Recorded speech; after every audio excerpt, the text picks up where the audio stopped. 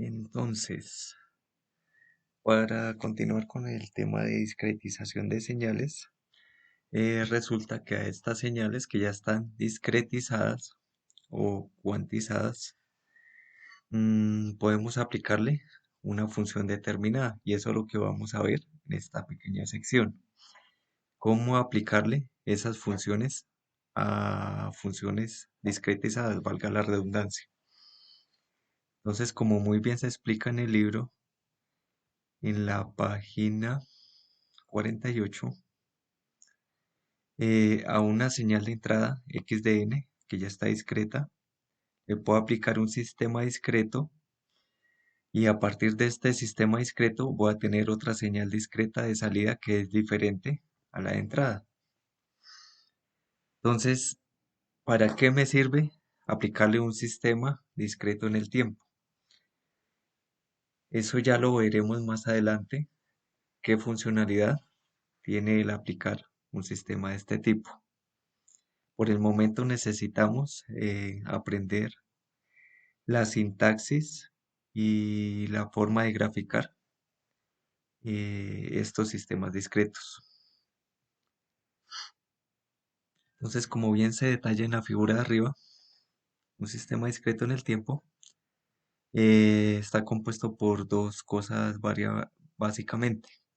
Una entrada, x sub n, que ya lo veníamos trabajando, y una salida, y sub n. Entonces miremos el ejemplo del libro. En el libro se muestra una señal de entrada x sub n, que es el valor absoluto de n, y solo existe para los valores de n entre -3 y 3. ¿Qué significa eso? Que x sub n, por ejemplo en el primer ejemplo, solo existe o tiene valor cuando n vale -3, -2, -1, 0, 1, 2, 3. Esos son los valores de n. Que coinciden con los valores de y sub n, sí, porque es lo mismo. Porque la primera función es y sub n es igual a x sub n. Listo, como comentario adicional, podemos ver que cuando n vale -4, ¿cuánto vale x sub n? 0. Si vamos por n igual a -5, x sub n o x de 5, x de -5, digo, vale 0 y así sucesivamente. Y por la derecha lo misma historia. X de 4 vale 0, x de 5 vale 0, x de 6 vale 0 y así sucesivamente. Entonces ahora vamos a tratar de representar estos sistemas en Octave. ¿Cómo se hace? Entonces vayamos a nuestro programa Octave. Esto es ya todos los ejemplos compilados. Lo voy a dejar ahí porque igual ustedes tienen que montar otras señales diferentes. Entonces la idea es primero montar la señal de entrada. ¿Cuál es la señal de entrada? Nuestra señal discretizada, que en este caso es x sub n. X sub n, entonces en este caso, como yo lo que trato es de plasmar esa señal en los tiempos desde menos infinito hasta más infinito, la tomo en valores que tenga valores conocidos. Entonces sería desde -10 hasta 10. Estos valores de acá. Ahora, ¿qué dijimos? ¿O cómo está definida esa función? Esa función está definida en el rango desde -3 hasta 3. En ese rango va a existir la señal. Entonces, antes de empezar, debo definir cuál es la mitad de esta matriz o vector. Como es desde -10 hasta 10, hay 21 valores. La mitad de la señal sería el valor 11. Entonces, por eso, voy a empezar desde acá. Entonces ahí empezaría desde 1. Entonces, cuando i está entre -3 y 3, debo asignarle el valor absoluto ahí porque esa es mi función. Veamos el libro. La función es valor absoluto. Que cuando ustedes estén haciendo los ejercicios va a ser un coseno y adentro un ángulo y ya, eso. Pero en este caso es valor absoluto. Entonces por eso valor absoluto. En caso de que no sea -3, en caso de que no esté entre el rango de -3 y 3, pues obviamente debo ponerle un 0. ¿Qué matriz me debe dar? La misma que está en el libro. Entonces es 0 en cualquier tiempo y lo que decíamos, los valores de 3, 2, 1, 0, 1, 2, 3, que sería como simulando esto, n-3, n-2, n-1 y n0. Luego n1, 2, 3, 4, 5, 6, 7, 8, 9 y 10. Lo que les decía, de ahí en adelante es 0. Listo, entonces, primer paso, escribir la señal discretizada. Esta función por acá, omitámosla por el momento. Entonces, grafiquemos la primera señal, que es y sub n igual a x sub n. Para graficarla, obviamente necesito el valor de n, que es igual a ¿qué? Ahí, hasta ahí normal. Queda desde -6 hasta 6. Ahora el valor de y, entonces la salida dice que es x evaluado en y. Entonces ahora sí, voy a ir a lo que me define la señal. ¿Dónde la definí? En esta función de arriba. Esta función. Esta función de arriba, que se llama x, y depende de la variable h, me va a devolver el valor de la función que ya creé, o el valor de la variable que ya creé, que es mi función discretizada, evaluada en el valor determinado por h. ¿Por qué así? Porque la variable, o más bien la función x sub n, son muestras que ya se tomaron. Esas muestras no van a variar. Entonces es mejor que yo cree esa variable primero. Y después yo empiece a evaluar qué hay dentro de cada una de esas posiciones. Entonces digamos, cuando lo evalúo en -6. En -6 sería la variable evaluada en -6 más 11. Menos -6 más 11. Miremos la variable. -6 más 11 da -5. Da 5.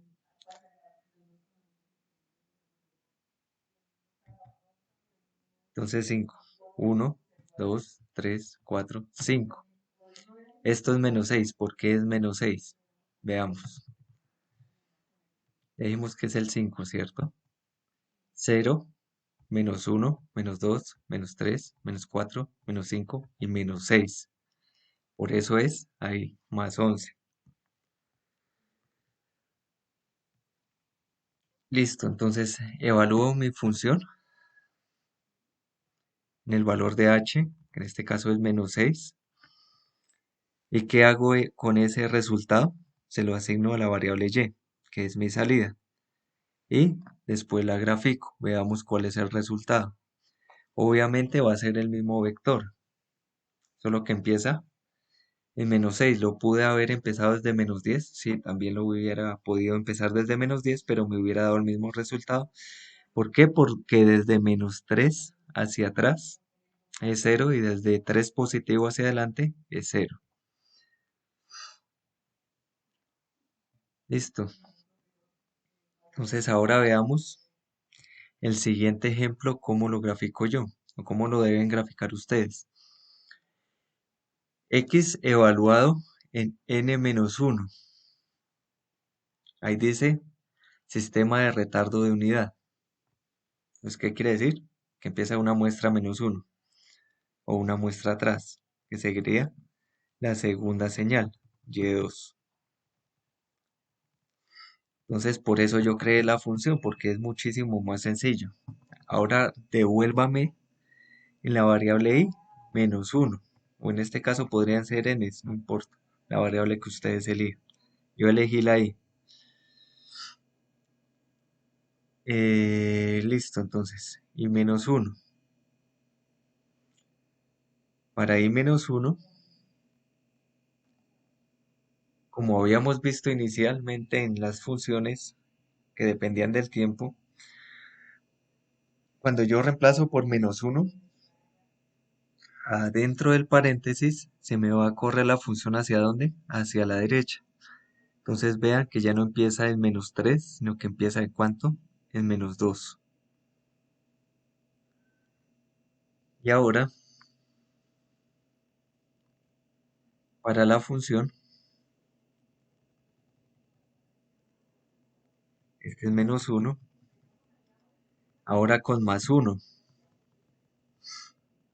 ¿Qué va a pasar? En teoría, si yo le pongo +1 ya no se corre hacia la derecha, sino que lo corro hacia la izquierda.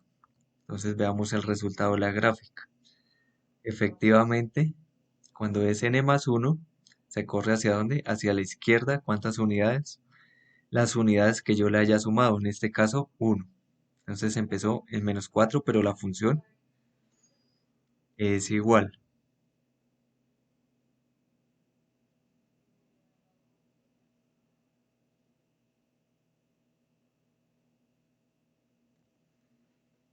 Es igual. Listo.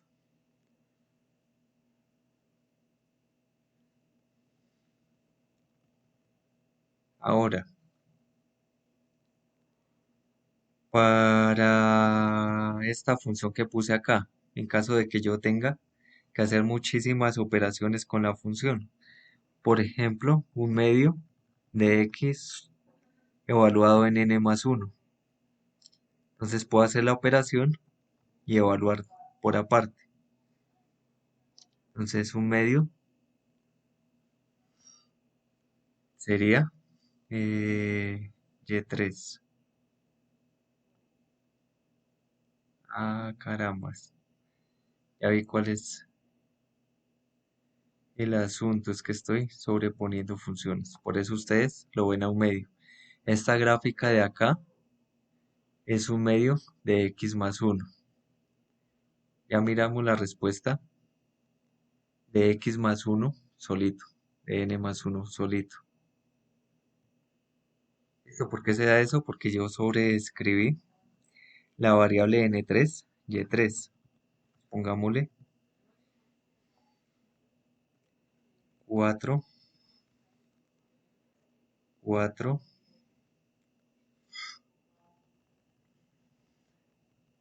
Ahora todo se me corrió. 5, 5, 6, 6. Entonces en la posición 3, 4,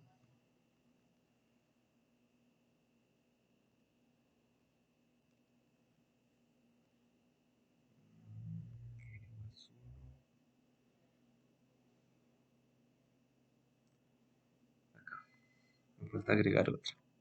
Empiezo a correr variables.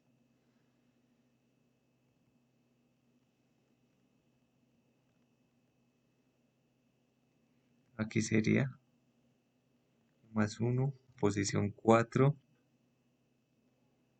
Entonces aquí sería un medio por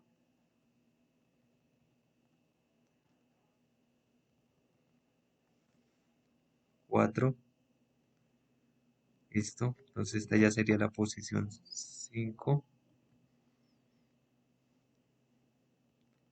Aquí sería la variable 5, 5. Variable 6, variable 6, posición 6. Listo, veamos el resultado.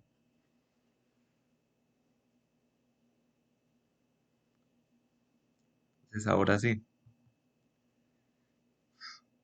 n más 1 normal, lo que les dije. Se corre hacia la izquierda una unidad. Magnitud debe mantenerse igual. La siguiente gráfica es un medio de la función, entonces obviamente se acorta en el eje Y la mitad. Siguiente función, ahora es la suma de las dos funciones. En este caso, ¿cuáles son mis dos funciones? En el código lo comenté y dije x1, y2. ¿Y2 quién era? Eh, la función x con un retardo de 1 y la función y3 es x con un adelanto de 1. Entonces es y2 y y3. Este es 2 y este es 3.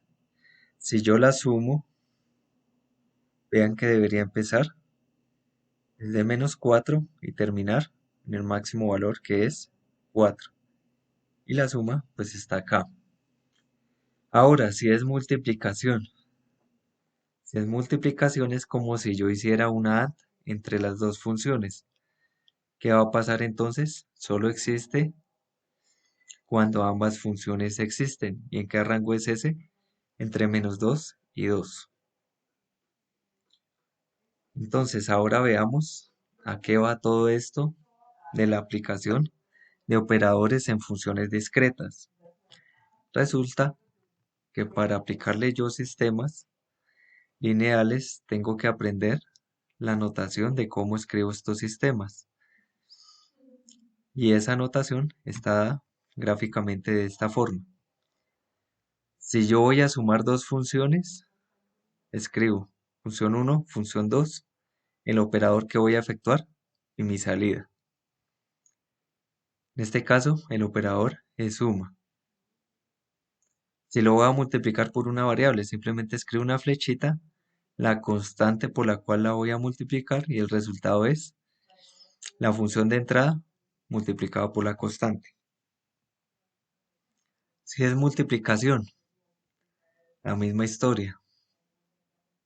Función de entrada 1, función de entrada 2, multiplicación y salida en multiplicación. Listo, básicamente eso. A ver, ¿qué otros operadores hay? El del retardo.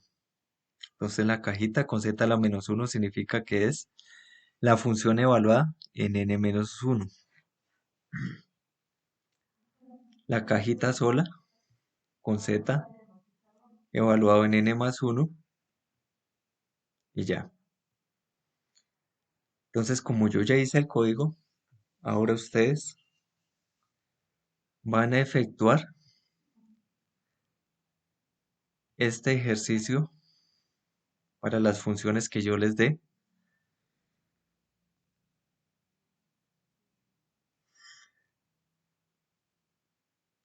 Entonces, les voy a dar dos funciones. A cada una de esas funciones le aplican esta operación que está en esta figura y esta operación que está en esta figura. A ver qué resultado les da. Y aparte de eso, van a aplicar entre las dos señales la suma y la multiplicación. Y ese sería todo el taller. Ya saben, si tienen dudas, se conectan conmigo al Skype.